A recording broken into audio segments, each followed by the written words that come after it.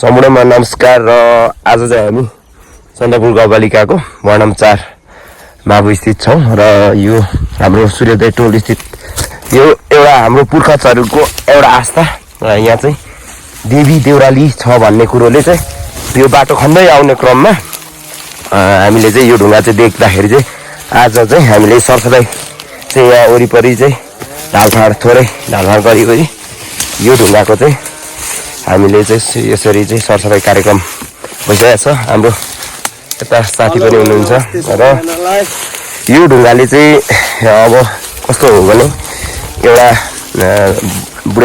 बुढे अलि हाम्रो पिता पुर्खाहरूको चाहिँ आस्था चाहिँ कस्तो हो भने यो शिवलिङ्ग जस्तै देखिन्छ, एउटा लिङ्गको रूप चाहिँ ल्याछ भन्ने कुरो छ। तपाईँहरूलाई म यो तल्लोपट्टिबाट देखाउँछु। तल्लोपट्टिबाट चाहिँ थोरै त्यस्तै दृश्य देखिन्छ, एउटा नमुना देखिन्छ एउटा लिङ्गकै। र त्यहाँ माथि पनि हामी एकदम माथि पनि छेडी ढुङ्गा भनेर हामी माथि पनि पुगेको थियो। यहाँ छेड भएको स्वर्गद्वार ल साथी हो। यहाँदेखि चाहिँ यता चाहिँ यो फाल्टै जग्गा देखिन्छ, फाल्टै ठाउँ देखिन्छ, दुनियाँ हो यो। र यहाँदेखि छिरेर गएपछि यो अर्कै दुनियाँ देखिन्छ। फेरि दुनियाँ यहाँदेखि अर्को दुनियाँ हो यो साथी हो। हेर्न ल, सही कुरो, सही बात। दुनियाँ चेन्ज। एउटा ढुङ्गाको दुलोमा छिर्दाखेरि दुनियाँ अर्को हो साथी हो। के